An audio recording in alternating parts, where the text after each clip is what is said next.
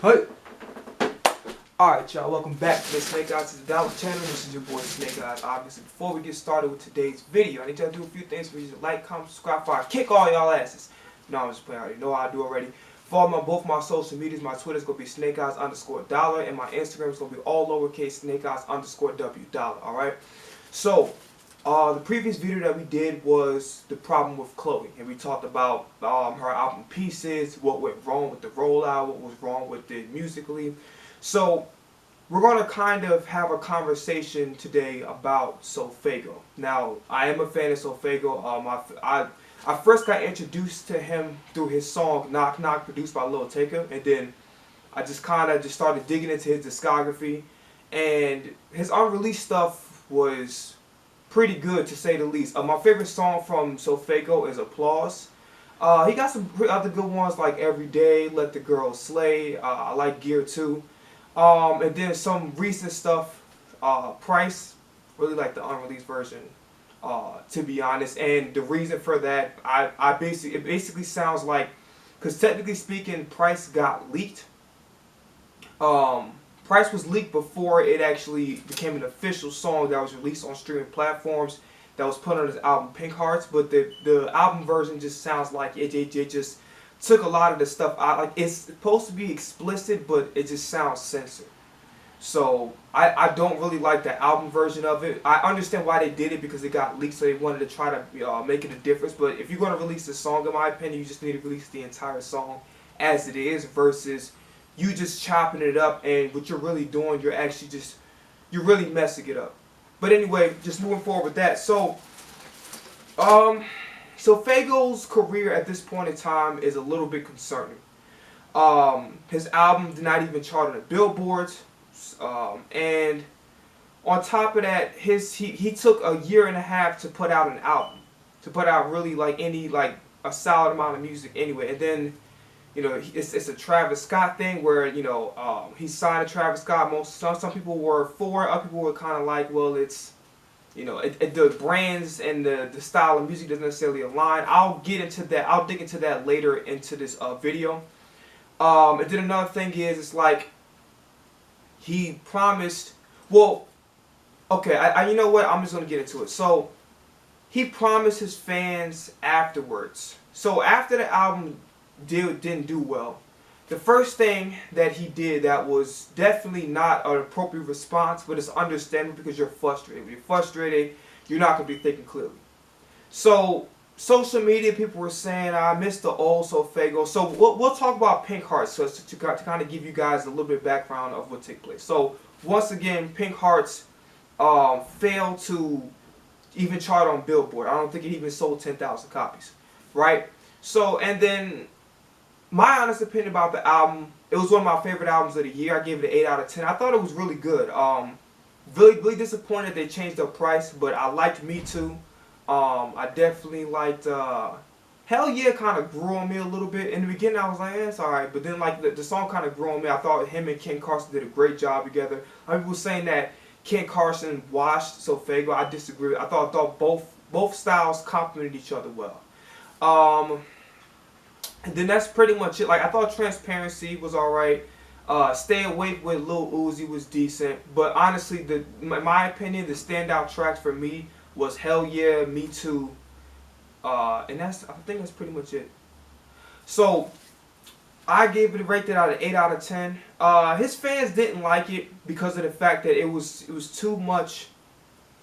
It was still him, but I think that he really started to dive into the Travis Scott influence a little bit too much, if you ask me. I don't think it was bad as what I'm going to discuss further, but you can see that he started to lose a little bit of himself, and the Travis Scott influence is definitely present. But it wasn't to the point where it ruined his identity just yet, or it messed with the album. To me, I don't think it was problematic enough to ruin the listening experience, if you will. But his fans, and then also, the album was kind of trying to make mature music, but if you really know Sofaygo, we don't look to Sofaygo for really anything that's like substantive. we don't listen to Sofaygo for the same reason we listen to like a Rod Wave or an Adele, right? When we listen to those type of artists, we expect some substance. Really, Sofaygo just kind of really good for feel good music, and then every now and then, like not really every now and then, he's really good with the melodic tracks. Well, he did a lot more melodic tracks than rapping in that album, and because his fans are not necessarily. Because it's weird. When he signed to Travis Scott, it kind of didn't make any sense to me because their styles of music is different. The audiences that they cater to, in my honest opinion, there can be a little bit of crossover effect, but not enough to the point where I could feel like that the brands or the style of music would necessarily align. Because I feel like that Sofaygo caters more to the typical SoundCloud fan base. That's the way his music is. That's what Chrome was. That's what Let the Girls Slay, Gear 2, Applause. That's what the type of records that his fan base wants to hear. So when they heard this more mature, this R&B thing, this R&B-esque, type of vibe to the album, I think that his fans didn't take it the right way. Me personally, I didn't mind it. I actually it was solid. You know what I'm saying? Was it the greatest thing ever? No. Was it worth waiting a year and a half? Probably not, but I thought the album was very solid, and I thought that the fact the album sales was nowhere near reflective of how solid the project was. Okay, so first thing I want to talk about is the lack of accountability, right? And again, like I said before, frustration can happen. Okay, it can exist because you're already feeling the heat, maybe from your label, maybe the meetings aren't going so well. If he's going to meetings, I don't know, right? His fan base is giving a flack. So after a while, that takes a mental toll. So I understand the frustration, but I think the inappropriate response to that kind of adversity, you not selling, is taking it out on your fans or saying, hey, if you don't support all of me, you're not a real fan at all. I'm paraphrasing, but that's pretty much what he was saying. Because he was taking the feedback from the fans who knew the fans he was responding to specifically. They weren't necessarily being malicious. They were just giving their opinion that they wasn't really feeling the album for the reasons that I aforementioned said. Then it probably didn't make sense. Anyway, the reason that I aforementioned. There you go. So basically, he kind of was like I said, like if you're not a real fan of me, if you don't support all of me, if you're not here, you can leave. It's just that type of vibe, and I don't think that is a mature or an appropriate response because the fans were not responsible for your failure. You were. You took a year and a half as an artist that really hasn't established themselves in this game. You don't have a history. I don't know what it is. Ever since Eminem and Kendrick Lamar and J. Cole, they started doing this, and even Drake to a certain extent, but I think Drake is way more active now. Ever since they started taking these breaks, it seems like a lot of these artists get really caught up into trying to take breaks before they really do anything in their career. I mean, a lot of these artists don't even have classic albums, but they're trying to take long. There's nothing wrong with taking a break. We all need one.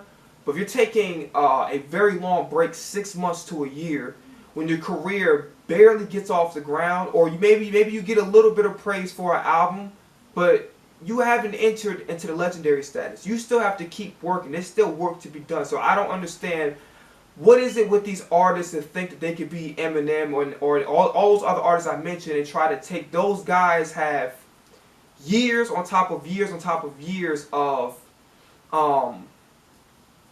showing their commitment and showing and giving great content to their fans, putting out quality music for a very long period of time. A decade plus.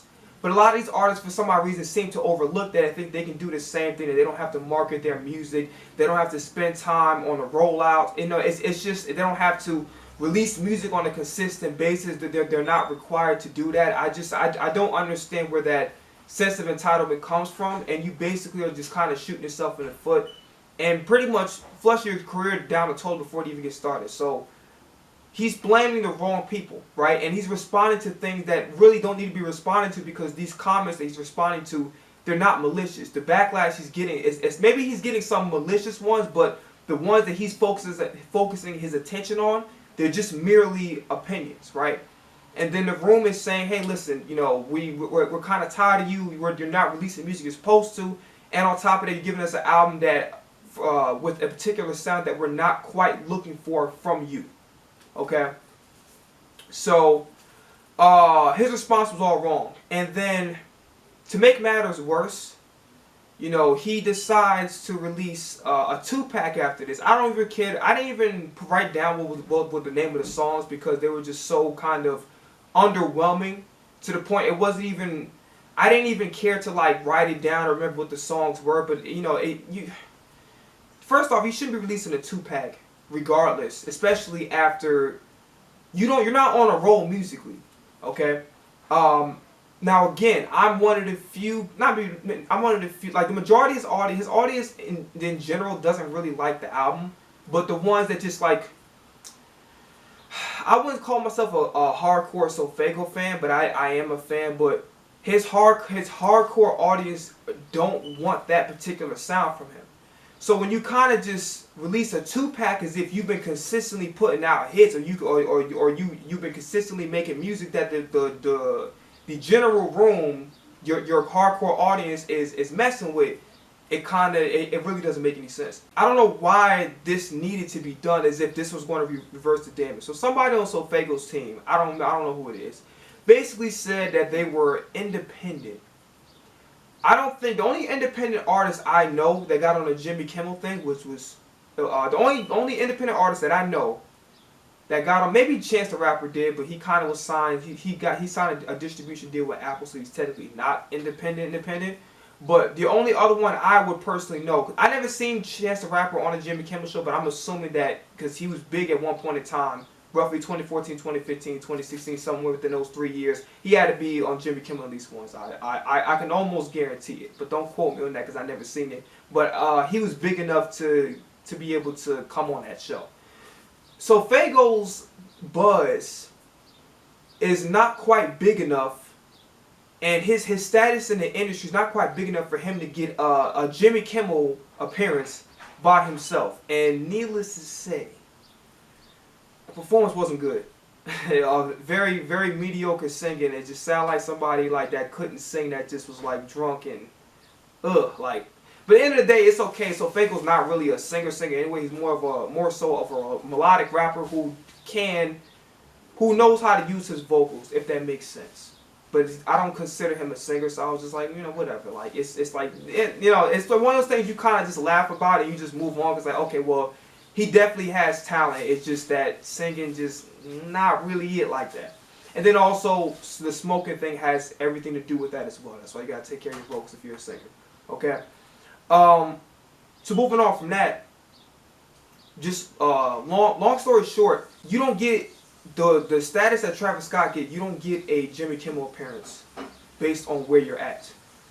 You know what I'm saying? So that definitely didn't make any sense. Then he got a Foot Locker deal, and then maybe another deal or two, another endorsement or two, I should say.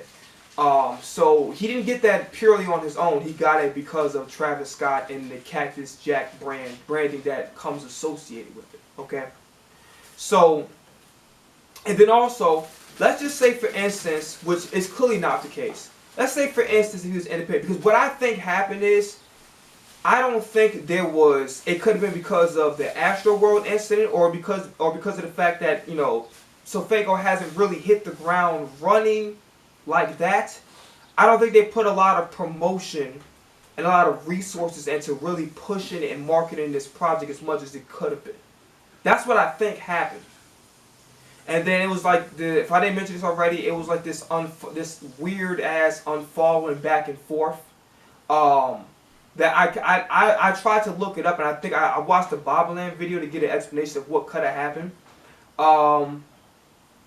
It's really nothing even to really talk. I don't remember what the reason was. I don't even know if there was a reason, but if there was, it's not something that was significant enough for me to either remember or to tell you guys about. So I'm just going to move on. But I guess they follow each other now. I don't know. It was very, the whole thing was very weird.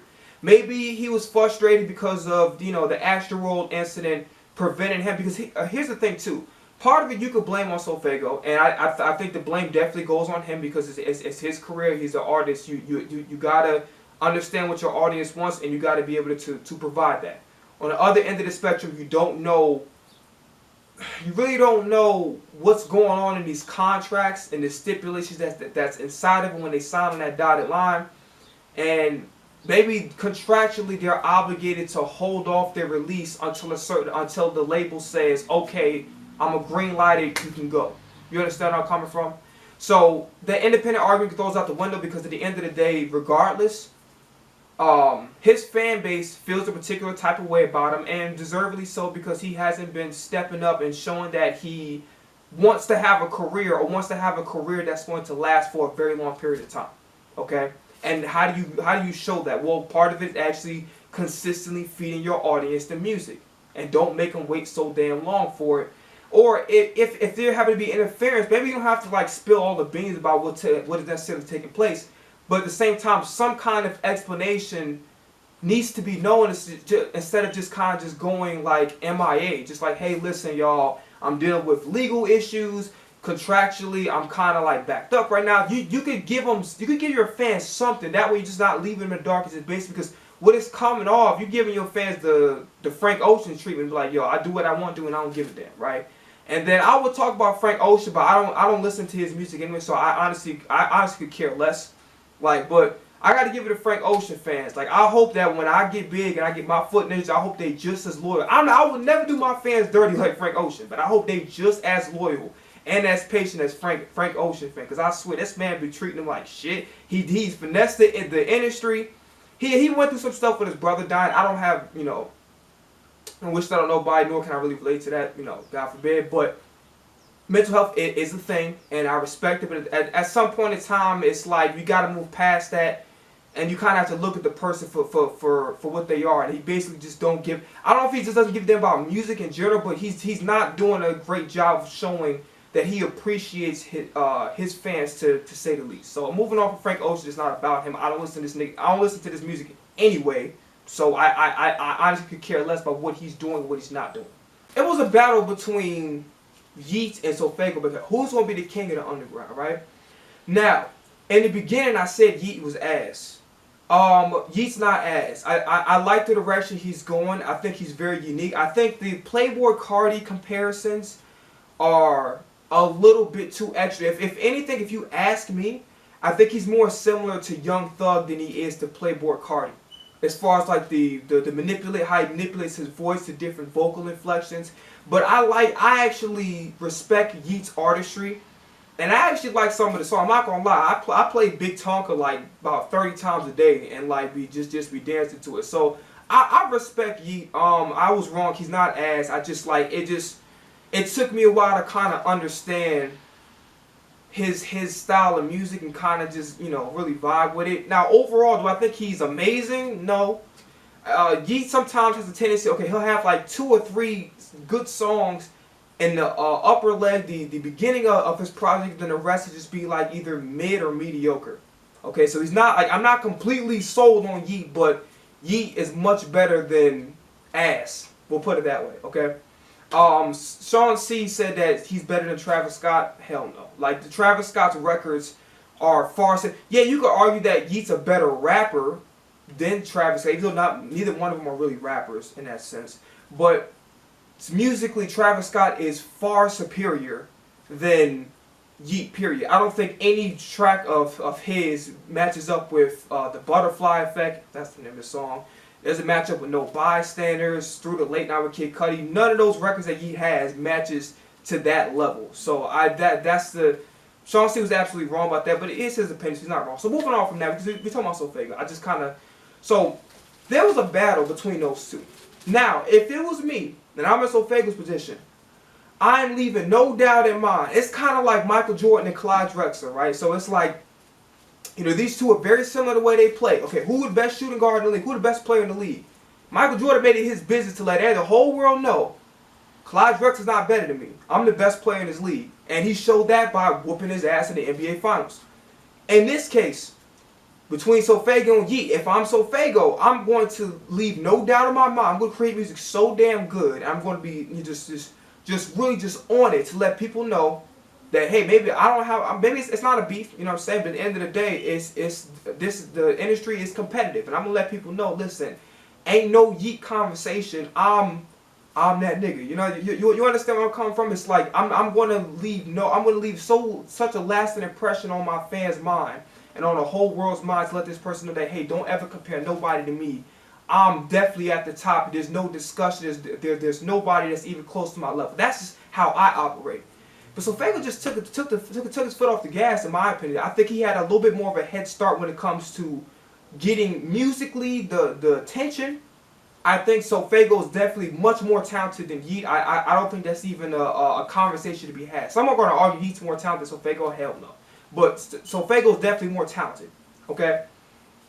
But it doesn't matter about being talented. It always matters about that work ethic, the extra work that you put in, the hustling, the grinding. And he just kind of took his foot off the gas, and Yeet pretty much wanted it more than him. It was kind of like the Kings with Golden State, right? Kings jumped out. You know, they was going to take Game 7 in their hometown. They just took the foot off the gas, and Curry and Golden State did what they normally do, and they came back and they won. Now they're going to face the Lakers. But off that comparison, at the end of the day, whoever has the more hustle, whoever wants it more, whoever acts like that they want it more, that's the person that's going to get it. And Yeet got it. So moving on from that, he promised an EP, which is a very bad idea. When you release a project that's not well received, you want to try to get back into good graces. It's kind of like you trying to.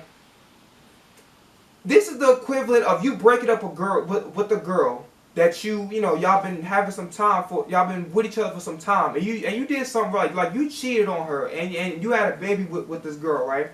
And then your response when you go try to get the girl back is like, I want to marry you. You're moving too fast, right? You did something that scarred this woman. You cheated on her, and you had a baby with the person that you cheated with.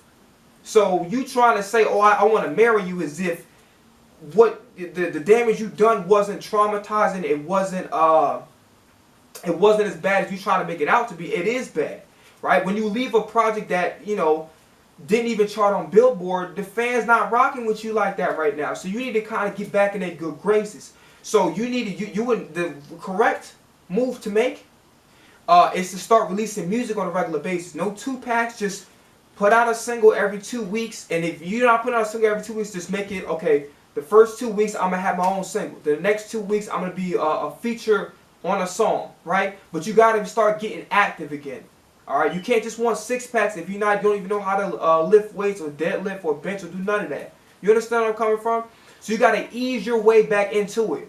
But you trying to release it, and then on top of that, he's yet to release the EP, and it's been some time. And then the snippets that I heard in the beginning, I'm like, the Travis Scott influence that I heard in the Pink Hearts thing, it wasn't as bad to the point where it took away his identity. This time, it's kind of bad. You hear it, that it's almost to the point where Sofaygo's sound is just evaporating, and it's just too much Travis Scott influence. And then the songs is just like I said, you don't necessarily look to Sofaygo for substance per se, but it's a little bit more than those snippets. They were kind of like, I can't even call them. They're less than mid. They're like borderline, like, I don't want to say ass, but it's very underwhelming, and it's not like music that, like, that's music you can put out when you on a roll, you want to run a little bit, you just got to hit. Like Lil Uzi can put out music like that now, and that's fine because he just Just Wanna Rock, but not necessarily you, right?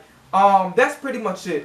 This video was a little bit too long as it is. I just wanted to have a discussion about it. Again, it's no diss. This is just a discussion. I am a Sofaygo fan at the end of the day, and if he happens to see this and say I'm not I don't want your fandom, then fuck it, like, I'll just revoke my fandom card right then and there. I don't give a damn. Like, I just like it. I listen to more, whatever. I'm not gonna start no negativity. I have no problem. I'm just stating my opinion, just having a discussion. All right. So Play It Till I Die, 2 o'clock remix coming out this Wednesday. By the time this video is already out, the song probably would have came out. It's coming out Wednesday midnight.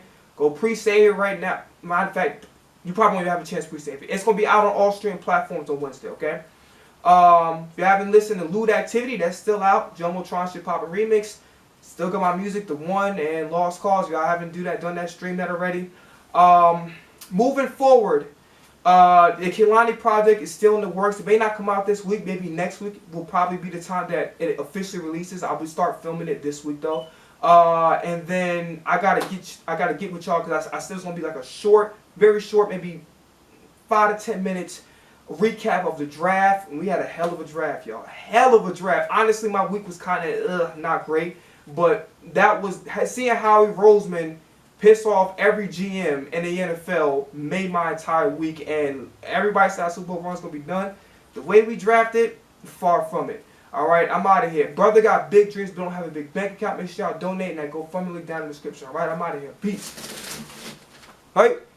How you asking for a title when you're not a contender? Fuck, I need your sugar for when I'm enjoying my splendor. You a grown ass woman, get your thumb out your mouth. Shouldn't have let me inside, swallow my kiss for I'm out. Bitch, I'm a player, fuck did you expect? All cause I stuck around, it was more than sex. My apologies, and had to end this way. And I feel excuse me, I go about my day.